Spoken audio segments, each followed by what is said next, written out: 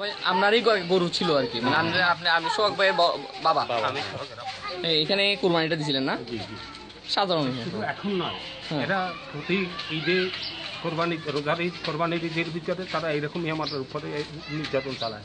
প্রত্যেকটা সময় একই অবস্থা। হুমকি দিছে আগামীতে গরু এর আগে বলছে যে আর গরু জবাই কোরবানি দেওয়া যাবে, তাহলে ওদেরকে কোরবানি দেওয়া হবে, আমাদেরকে জবাই দিবে। আচ্ছা ঠিক আছে। এর আগে কয়েকবার করছে, আমি এ নিয়ে থানায় আমরা করছিলাম যে এই ব্যাপার একটা মামলাও আছে।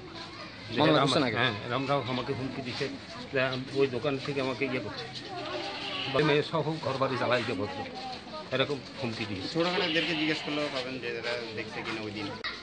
আর যে জায়গাটা মেইনলি কার? জায়গাটা সরকারি জায়গা, সরকারি জায়গা। অন্য যারা ছিল, মহিলারা ছিল, পুরুষরা ছিল, অনেকেই ছিল। এই এলাকার অন্যান্য যারা ছিল তারাও ছিল মুসলিম। আরও এখানে অন্যান্য গরু জবাই দিচ্ছে, তারাও অনেকে ওই সাইডে দিচ্ছে। আচ্ছা। আর ভাই আপনিও কি এখানে ছিলেন তখন? এখানে ছিলাম। মানে আমরা যখন জবাই দিচ্ছিলাম তখন আমাদেরকে জবাই করতে মানা করছে। আচ্ছা। হ্যাঁ, বলছে যে এখানে জবাই করা যাবে না, জবাই করতে পারবে না। যদি জবাই করো তাহলে তোমাদের গর্দান ফেলাই দেওয়া হবে, আগামীবারে এখানে কোনো গরু জবাই হবে না। মানে যদি আপনারা যদি একটু আগাইতেন তাহলে তারা মারামারি করতে, একটু মার্কেটিং করতাম তাহলে কিন্তু ওখানে মারামারি হয়ে যেত, মানে ওরা আমাদেরকে মারতো। এই অবস্থায় আসছে।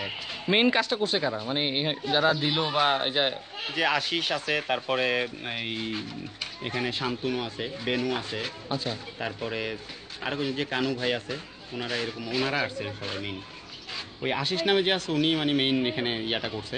আচ্ছা। উনি বলছে যে গর্দান ফেলে দিবে এই কথা। এলাকার সিচুয়েশন অনুযায়ী মুসলিম আর হিন্দু সবাই তো মোটামুটি, হ্যাঁ, সবাই একসাথে। ওরা তো এখানে সবকিছু করতেছে, ওরা পাঠা বলি দেয়, আমরা সবসময় ওদেরকে সহযোগিতা করি। আমরা কখনো রাস্তায় কোনো বাধা বা কোনো জাতীয় এরকম কোনো কিছু করি না। কিন্তু আজকে এইবার যে ওরা আমাদেরকে কোরবানির সময় এরকম করলো, জিনিসটা আমাদের খুবই খুবই আমরা মর্মাহত।